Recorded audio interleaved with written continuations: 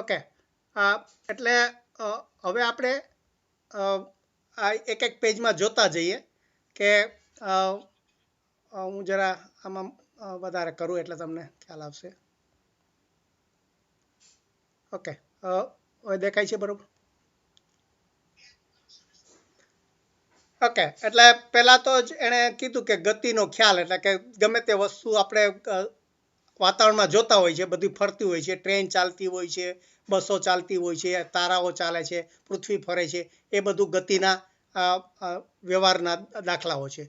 અને પછી એણે જો આ સ્થાન, અંતર અને સ્થાનાંતર એનું એ વ્યાખ્યા આપી છે કે અંતર એટલે જો હું અહીંયા હાઇલાઇટ કરું, આ જે અંતર અને સ્થાનાંતરની એણે વ્યાખ્યા જે આપી છે ચોપડીમાં, એ શું કે અંતર એટલે આપેલા સમયગાળામાં ગતિ કરતા કોઈ પદાર્થે કાપેલા ગતિપથની લંબાઈને પદાર્થ દ્વારા કપાયેલ અંતર અથવા પથ લંબાઈ કહે છે.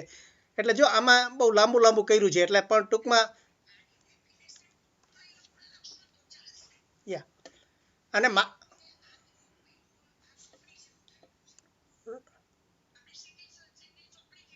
રાઈટ એટલે જ હું આને પછી ફરીથી આમાં આ જે ટૂંકું લખ્યું છે ને એને ફરીથી આવી રીતે એમને દર્શાવું કે ભાઈ આમાં બીજું કાંઈ નથી કહેતા કે પોઈન્ટ એ થી પોઈન્ટ બી જાય એને અંતર. અને આમાં જે સમયગાળાનું કહે છે ને, ખરેખર જરૂર નથી. અંતરમાં તમારે સમયની કોઈ, એટલે એણે આ જે ડેફિનેશન આપ્યું છે એ પણ મારી દ્રષ્ટિએ બહુ પેલું ચોક્કસ ના કહેવાય.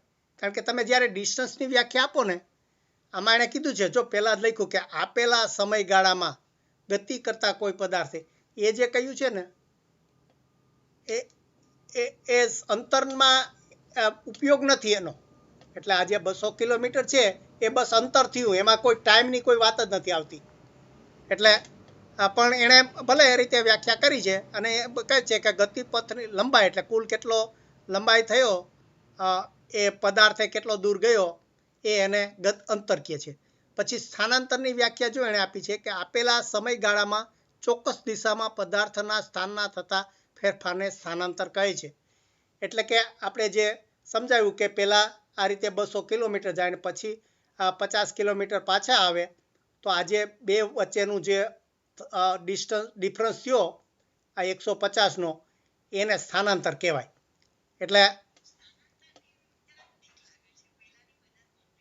રાઈટ, એટલે કહું ને એણે લાંબુ બધું, એટલે જ કહું બુકમાં ઘણી વખત એટલા માટે જ આપણે આ બધું એને આપણી સિમ્પલ રીતે સમજાવીએ છીએ.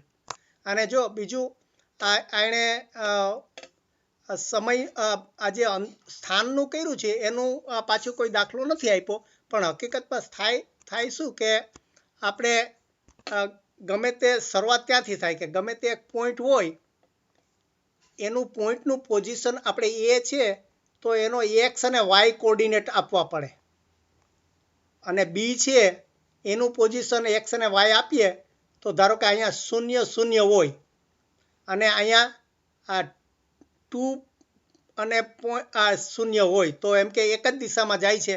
પણ એ બધું એણે સ્થાનનું શબ્દ વાપરો છે, પણ એની કોઈ વ્યાખ્યા એણે સમજાવી નથી. એટલે પણ જ્યારે એનો આ દાખલો આવશે ત્યારે એમાં 2 પોઈન્ટની વાત કરે છે, એ આપણે જરા જોઈએ પછી. એટલે જો અહીંયા આણે x1 સ્થાનાંતરની વ્યાખ્યામાં કે x2 - x1 એટલે જે પોઈન્ટ હતું એનું પોઝિશન x2 કર્યું. એટલે એવી રીતે એણે મેથેમેટિકલી મૂક્યું છે સ્થાનાંતરને. અને આ બીજું પછી એણે આ જે મેં દાખલો આપ્યો એ રીતે એણે બીજો દાખલો આપ્યો છે, ખાલી કે તમે આવી રીતે આટલા કિલોમીટર આ જાઓ ને એ બી સી ડી એવું જ નામ આપ્યું છે. મેં ખાલી રાજકોટ, અમદાવાદ એવું બધું કહ્યું છે. એટલે સેમ વસ્તુ છે, એમાં કોઈ બીજું જુદું નથી. હવે બધું જ રેકોર્ડ થાય છે અત્યારે. એટલે હવે આમાં જે ગતિ છે એમાં થોડું આણે અહીંયા કોમેન્ટ 2 આપી છે કે અદિશ રાશિ અને સદિશ રાશિ. એટલે સ્કેલર અને વેક્ટર, એટલે કે તમે 200 કિલોમીટર કયો એ અદિશ રાશિ, એટલે કે એની સાથે ન કહો તો એ અદિશ રાશિ કહેવાય, સ્કેલર ક્વોન્ટિટી થાય. પણ તમે એમ કહો કે 200 કિલોમીટર નોર્થમાં ગયા, 200 કિલોમીટર નોર્થમાં, તો એ સદિશ, એટલે સ એટલે સાથે, દિશ એટલે દિશા, અને અદિશ એટલે નહીં, દિશ એટલે દિશા, જેની કોઈ દિશા નથી એ અદિશ. એટલે આ એકને એક વસ્તુ એના બે શબ્દો વાપરા છે, સ્કેલર અને વેક્ટર આપણે પેલામાં આવે જ છે.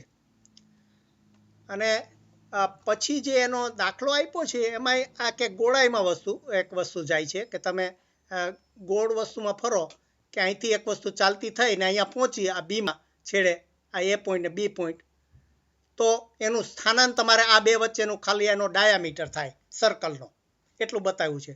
આમ અંતર થાય એ આ પરિઘ એનો, એટલે કે એનો પેલા ઉપર જે ચાલે, એટલે એણે બસ એવો દાખલો આપી અને એ રીતે. અને પછી ત્રીજો દાખલો આપ્યો છે એ આ રીતે કે તમે એક જગ્યાએથી ઉત્તરમાં જાઓ, પછી પશ્ચિમમાં જાઓ, પછી નીચે દક્ષિણમાં જાઓ, તો આ ત્રણેય બાજુ પછી આ જીરો વચ્ચેનું સ્થાનાંતર કહેવાય. અને પણ જીરોથી એ જાઓ, એથી બી જાઓ, બીથી સી જાઓ, એ બધું અંતર કહેવાય. એટલે એ આપણે જે વાત કરી હતી એ જ. પછી અને અહીંયા નિયમિત અને અનિયમિત ગતિની વાત કરી છે, એ આપણે સમજાવી દાખલા સાથે. કે અહીંયા જો એને કે કોઈ પણ ગતિમાન પદાર્થ સમયના એક સરખા ગાળામાં એક સરખું અંતર કાપતો હોય તો તે પદાર્થ નિયમિત ગતિ કરે છે, એ આપણે સમજાવ્યું 30 મિનિટના પહેલાં આપીને. પછી અનિયમિત ગતિનું છે કે જો કોઈ પણ ગતિમાન પદાર્થ સ્થાનના એક સરખા ગાળામાં એક સરખું અંતર કાપતો ન હોય તો તે પદાર્થ અનિયમિત ગતિ કરે છે એમ કહેવાય. અને પછી એને થોડા ટેબલ આપ્યા છે અહીંયા, 8 થી 9 વાગ્યા સુધી છે, આ બધું સરખું અંતર કાપે છે, એટલે આની સ્પીડ સરખી છે આટલા કિલોમીટરને, એટલે. અને પછી આ જે છે આ બધા ચેન્જ થતા રહે છે, એટલે કે આ અનિયમિત છે. એટલે પેલો થોડો નિયમિતનો દાખલો છે અને બીજો અનિયમિતનો, એટલે ખાલી ટેબલમાં એણે દાખલો આપ્યો છે. પછી આ ઝડપની વાત કરે છે કે નિયમિત ઝડપ, સરેરાશ ઝડપ અને નિયમિત ઝડપ, એ પણ આપણે સમજાવ્યું છે. આમ તો બધું આ રિપીટેશન થાય છે પેલા જે આપણે દાખલા આપીએ ને, એટલે બસ એટલે ઝડપની આપણે આ વ્યાખ્યા આપી કે કેટલું અંતર કાપ્યું, ભાગ્યા કેટલો સમય લાગ્યો, આ ઝડપનું મેથેમેટિકલ ડેફિનેશન આપ્યું. પછી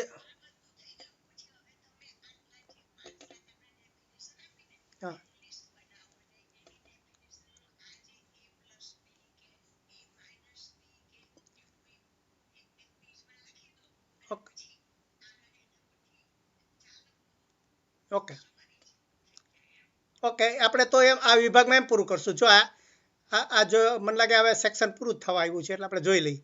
પછી આ નિયમિત ઝડપની પણ આપણે વાત લઈ લીધી છે કે યુનિફોર્મ સ્પીડ, જો કોઈ પણ ગતિમાન પદાર્થ સમયના એક સરખા ગાળામાં એક સરખું અંતર કાપે તો એ. અને પછી એનો દાખલો શું આપ્યો છે જોઈએ આપણે.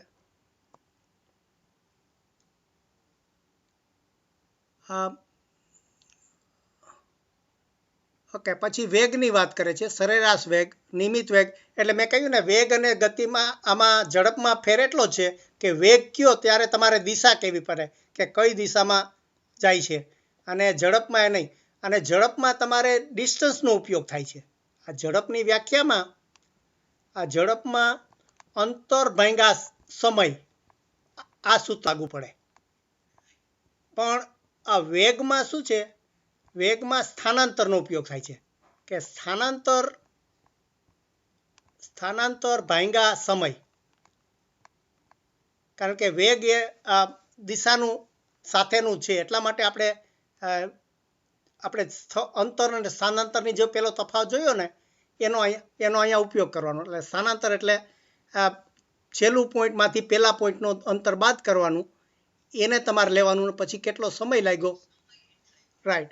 એટલે એ રીતે એનું કર્યું છે. પછી જો અહીંયા આ જે કર્યું છે થોડું સરેરાશ વેગ, એમાં x1 અને x2 એટલે અંતિમ પોઈન્ટ, x1 એટલે શરૂઆતનો પોઈન્ટ, આ 2 એટલે અંતિમ સમય, t1 એટલે શરૂઆતનો સમય. અને ગણિતમાં આને ડેલ્ટા એસ અને ડેલ્ટા ટી કહે છે, એટલે કે તફાવત, અંતરનો તફાવતનો સમય. અંતરના તફાવત ભાગ્યા સમયનો તફાવત કરો તો સરેરાશ વેગ મળે. એટલે પછી આ નિયમિત વેગનું પણ એ જ થાય છે, એમાં કોઈ ફેર નથી. પણ એમાં આ બે વસ્તુની એનું જ્યારે નિયમિત કહીએ ત્યારે કે પદાર્થ અચળ ઝડપથી ગતિ કરતો હોવો જોઈએ ને પદાર્થના વેગની દિશા બદલાવી જોઈએ નહીં. એટલે ગતિ દિશાની સાથે પણ એ ન બદલવી જોઈએ. એક વસ્તુ ભલે એક સરખી ગતિ કરતો હોય પણ જો એની દિશા બદલાઈ જાય તો પણ એ નિયમિત વેગમાં ન આવે. સરખી ગતિએ આપણે જાય પણ ભલે ગતિ 60 કિલોમીટર કલાકની ઝડપે જતી હોય તો એની ઝડપ કહેવાય, પણ એનો વેગ 60 ના કહેવાય. એમ એટલો ખાલી અહીંયા આપણને તફાવત કહે છે. વેલોસિટી, પેલો સ્પીડ, એટલે ઝડપ એટલે સ્પીડ અને વેગ એટલે વેલોસિટી. ઓકે, જો એનીવે હવે અહીંયા પૂરું થાય છે. હવે પ્રવેગ એટલે અહીંયા એક્સેલરેશન ચાલુ થાય છે, એટલે આપણે એમાં નથી જતા. બસ અહીં સુધી આપણે પૂરું કરીએ છીએ. એટલે રાઈટ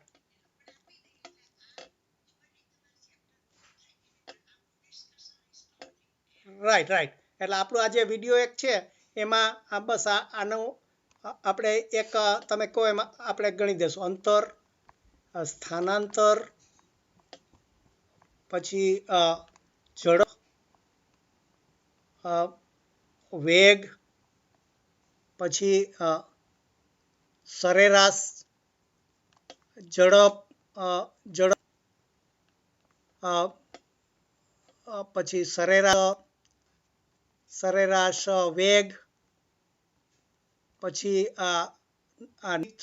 નિયમિત ઝડપ, નિયમિત ઝડપ, અનિયમિત ઝડપ, નિયમિત વેગ, અનિયમિત વેગ, એ બધું નિયમિત વેગ અને અનિયમિત ઝડપ,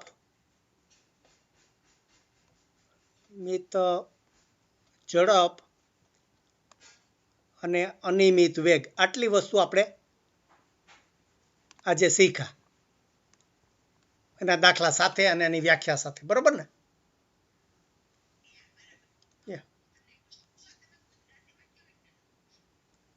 કેવી રીતે? એટલે